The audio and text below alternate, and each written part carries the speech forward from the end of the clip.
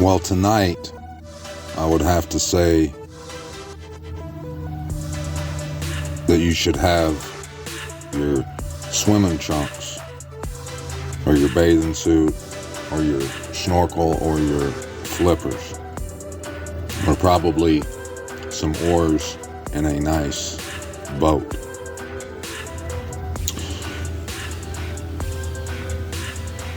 Plenty of all that we need, I've got to give to you tonight. You won't need any of that swimming gear if you haven't turned the switch to the on position that belongs to your ear. You won't need it. But if you turn that switch on, open your eyes, you're in for a big surprise, let me tell you.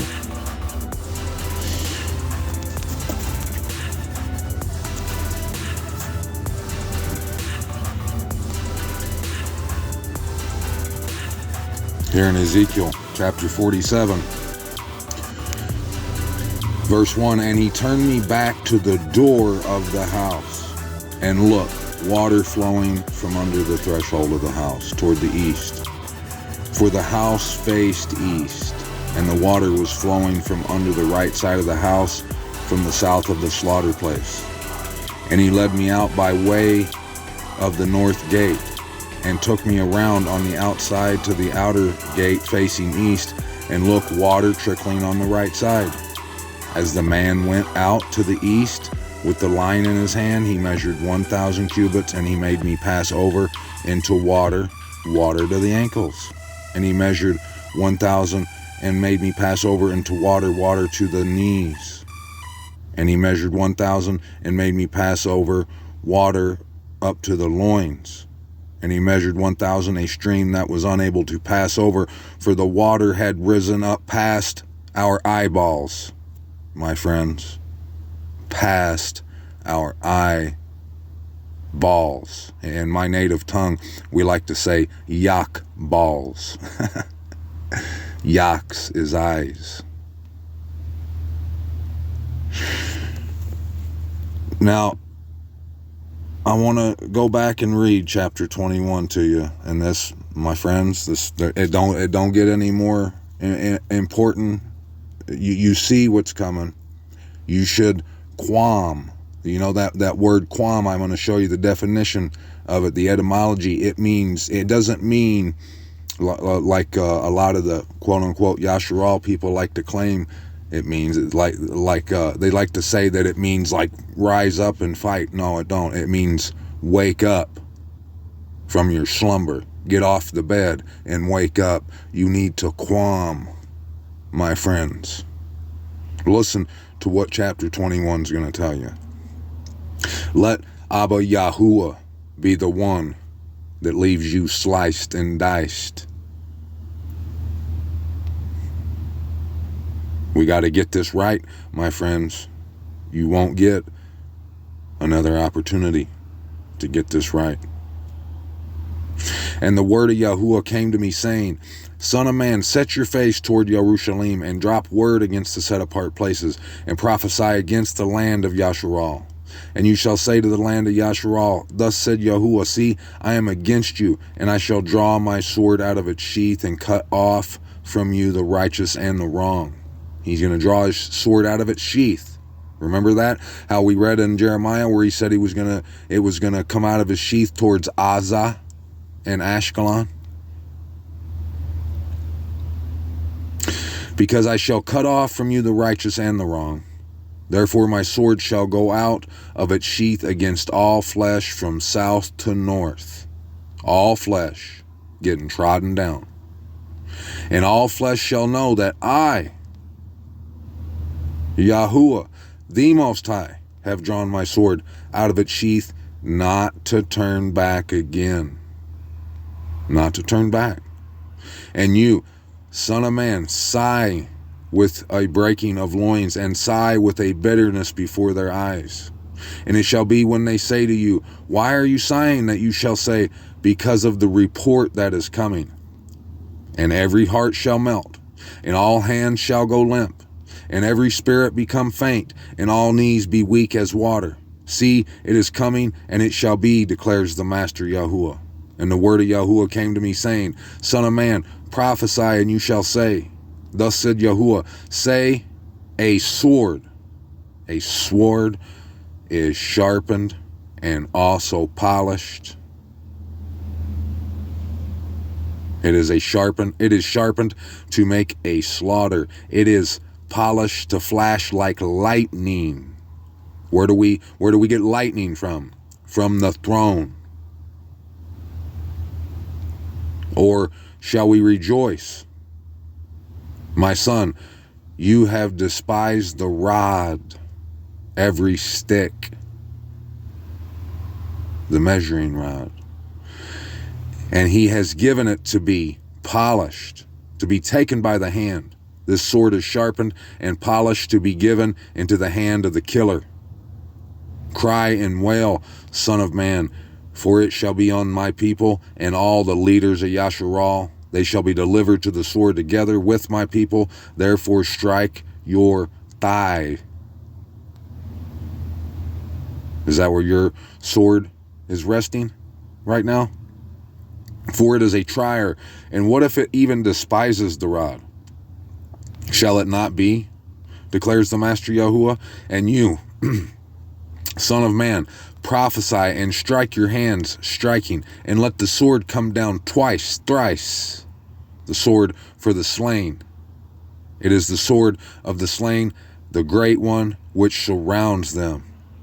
I have set the point of the sword against all their gates, to melt their heart, and that the overthrown be many. It is made like lightning, keen for slaughter, prepared for just such a day as this.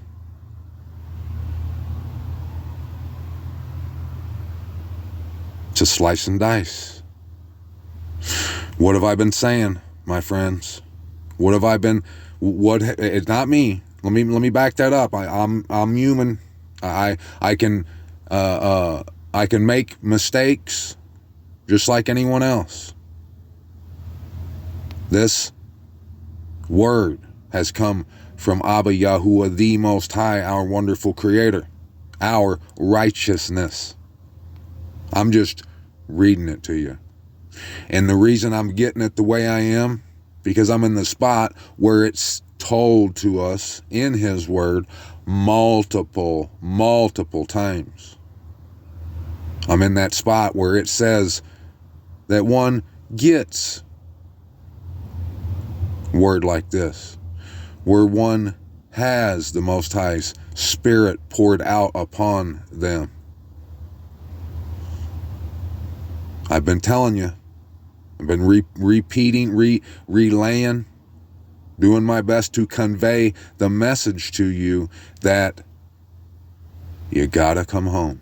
You gotta pass through those gates. You have to set your heart on Yerushalayim, on your inheritance, and take your portion with joy a second time. If you don't want to come to the house, you don't have to. But it's the only house that truly, 100% in fact and indeed, is built upon that rock. All other houses, they might as well be on a sandbar, on a fast-moving river. They'll be gone in no time. It doesn't turn back. This sword that's pointed against all their gates, to melt the heart, and that the overthrown be many. Ah, it is made like lightning, keen for slaughter. Sharpen yourself on the right. Set yourself on the left, wherever your edge is appointed. And I, too, I shall strike my hands together and cause my wrath to rest. I, Yahuwah, have spoken. And the word of Yahuwah came to me again, saying, And you, son of man, appoint for yourself 2 ways. For the sword of the sovereign of Babel to go, both of them coming from one land. And place a signpost, put it at the head of the way to the city. Appoint a way for the sword to go to Rabbah of the Ammonites, and to Yehuda, and to the walled Jerusalem. And for the sovereign of Babel shall stand at the parting of the way, at the fork of the 2 ways, to practice divination. Practice divination. Divination, act of foretelling by supernatural or magical means the future, or discovering what is hidden or obscure. The word divination means a lie told to be inspired of the Most High in order to obscure. It is to shine. It is that sword of Babylon, of Nebuchadnezzar, of Babel.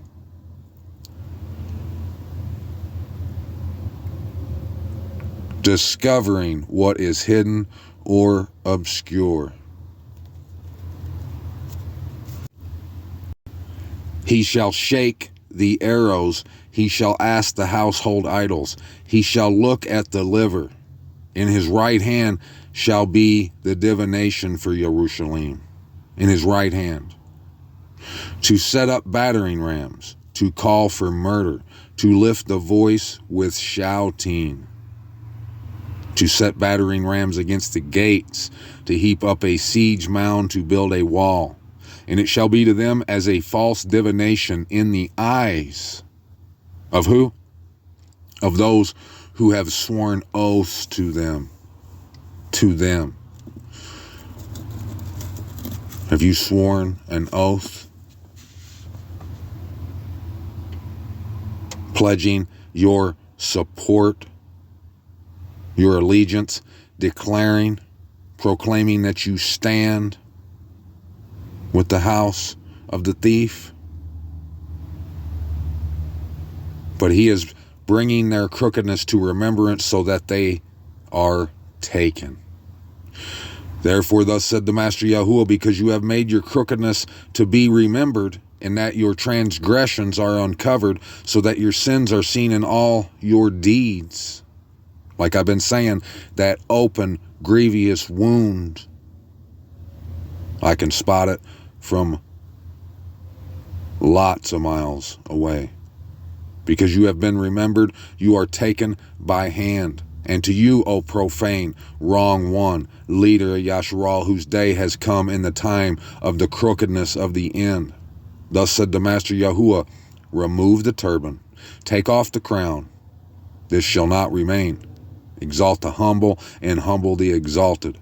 Overthrown, overthrown, I make it overthrown. It shall be no longer until he comes to whom it rightly belongs, and I shall give it. And you, son of man, prophesy and say, thus said the Master Yahuwah concerning the Ammonites and concerning their reproach. And you shall say, a sword drawn for slaughter, polished to the utmost like lightning. While they see false visions for you, while they divine a lie to you, to put you on the necks of the profane ones, the wrong ones whose day has come. In the time of the crookedness of the end, return it to its sheath in the place where you were created. In the land of your origin, I shall judge you. And I shall pour out my displeasure on you, blow against you with the fire of my wrath, and shall give you into the hands of beastly men, skilled to destroy. You are to be fuel for the fire, your blood to be in the midst of the land. You are not to be remembered, for I, Yahuwah, have spoken.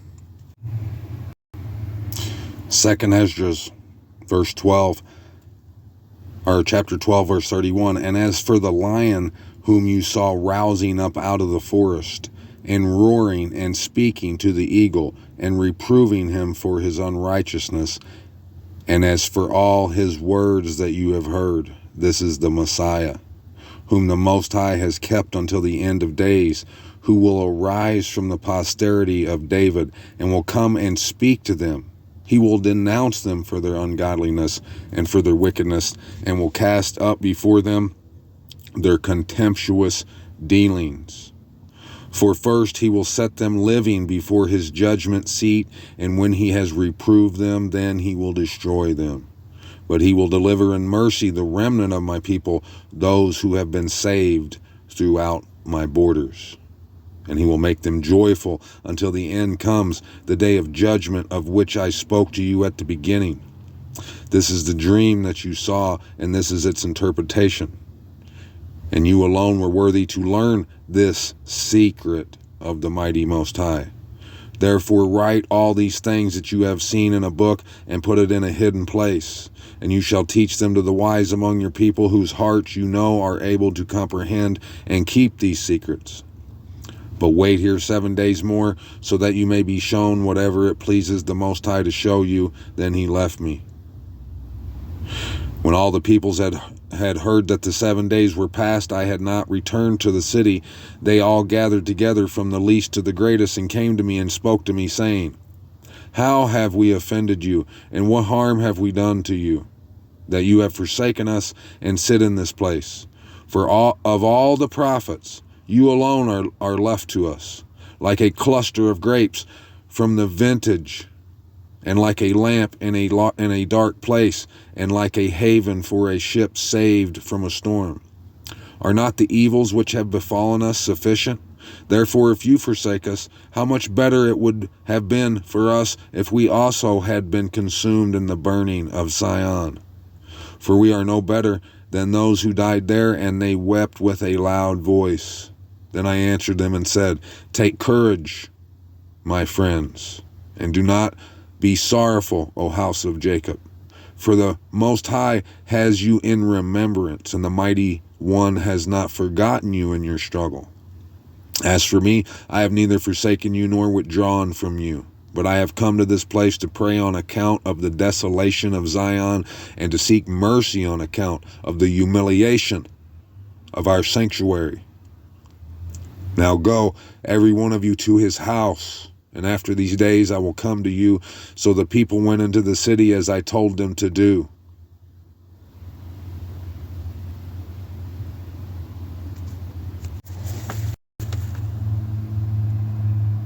Matthew chapter 13, verse 13. Because of this I speak to them in parables, because seeing they do not see, and hearing they do not hear, nor do they understand. And in them the prophecy of Isaiah Yeshayahu is completely filled, which says, Hearing you shall hear, and by no means understand, and seeing you shall see, and by no means perceive. For the heart of this people has become thickened, and their ears are hard of hearing, and their eyes they have closed, lest they should see with their eyes, and hear with their ears, lest they should understand with their heart, and turn back, and I heal them. And blessed are your eyes because they see, and your ears because they hear. For truly I say to you that many prophets and righteous ones long to see what you see, and did not see it, and to hear what you hear, and did not hear it. You then hear the parable of the sower.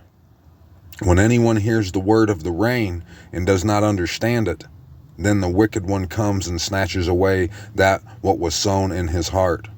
This is that sown by the wayside. And that sown on rocky places, this is he who hears the word and immediately receives it with joy. Yet he has no root in himself, but is short-lived, and when pressure or persecution arises because of the word, immediately he stumbles. stumbles. And that sown among the thorns is he who hears the word, and the worry of this age and the deceit of riches choke the word, and it becomes fruitless. And that sown on the good soil is he who hears the word and understands it, who indeed bears fruit and yields, some 100-fold, some 60, some 30. Another parable he put before them, saying, the rain of the heavens has become like a man who sowed good seed in his field. But while men slept, his enemy came and sowed darnel among the wheat and went away. And when the blade sprouted and bore fruit, then the darnel also appeared. And the servants of the master of the house came and said to him, Master, did you not sow good seed in your field? From where then does it have the darnel? And he said to them, a man, an enemy, did this. And the servant said to him, do you wish then that we go and gather them up? But he said, no, lest while you gather up the darnel, you also uproot the wheat with them. Let both grow together until the harvest. And at the time of the harvest I shall say to the reapers, first gather the darnel and bind them in bundles to burn them, but gather the wheat into my granary. Another parable he put forth, saying, the rain of the heavens is like a mustard seed, which a man took and sowed in his field, which indeed is less than all the seeds. But when it is grown, it is greater than the plants and becomes a tree, so that the birds of the heavens come and dwell in its branches. Another parable he spoke to them, the rain of the heavens is like leaven, which a woman took and hid in 3 measures of meal until all was leavened.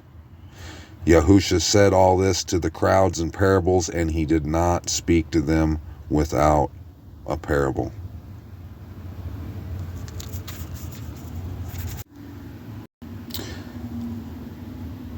So that what was spoken by the prophet might be filled, saying, I shall open my mouth in parables. I shall pour forth what has been hidden from the foundation of the world. Then, having sent the crowds away, Yahusha went into the house, and his taught ones came to him, saying, explain to us the parable of the darnel of the field. And he answering said to them, he who is sowing the good seed is the son of Adam, and the field is the world. And the good seed, these are the sons of the rain. But the darnel are the sons of the wicked one. And the enemy who sowed them is the devil, and the harvest is the end of the age, and the reapers are the messengers. As the darnel then is gathered and burned into the fire, so it shall be at the end of this age. The Son of Adam shall send out his messengers, and they shall gather out of his reign all the stumbling blocks and those doing lawlessness, and shall throw them into the furnace of fire. There shall be wailing and gnashing of teeth. Then the righteous shall shine forth as the sun in the reign of their Father. He who has ears to hear, let him hear. Again, the rain of the heavens is like the treasure hidden in a field, which a man having found it hid, and for joy over it he goes and sells all that he has and buys that field. Again, the rain of the heavens is like a man, a merchant seeking fine pearls, who, when he found one pearl of great price, went and sold all that he had and bought it. Again, the rain of the heavens is like a dragnet that was thrown into the sea and gathered some of every kind, which, when it was filled, they drew to shore, and they sat down and gathered the good into containers, but threw the rotten away. Thus shall it be at the end of the age. The messenger shall come forth and separate the wicked out of the midst of the righteous, and shall throw them into the furnace of fire. There shall be wailing and gnashing of teeth. Yahusha said to them, have you understood all this?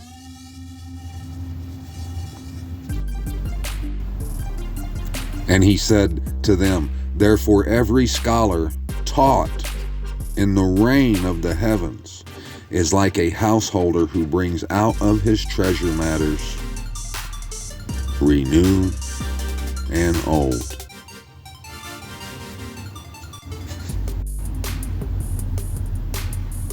Second Esdras chapter 5 verse 6, and one shall reign whom those who dwell on earth do not expect. And the birds shall fly away together, and the sea of Sodom shall cast up fish. And one whom the many do not know shall make his voice heard by night, and all shall hear his voice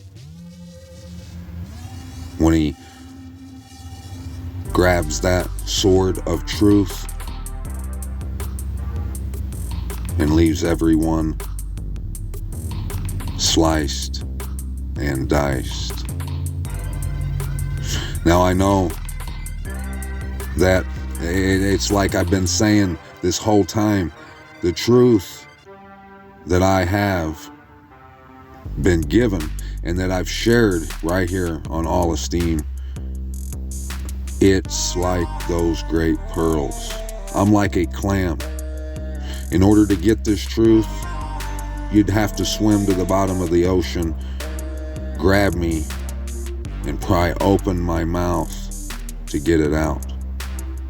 But the thing is, my mouth's been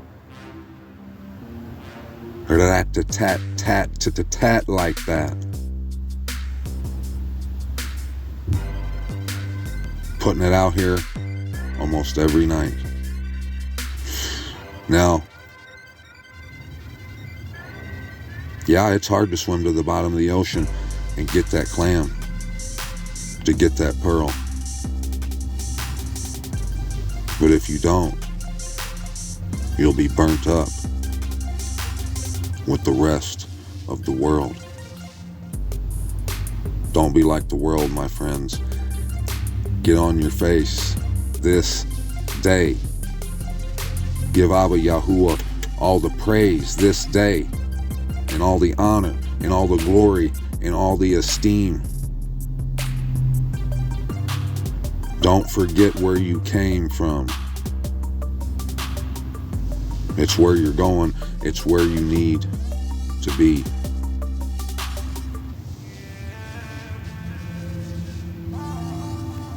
Time's ticking. Don't wait too long.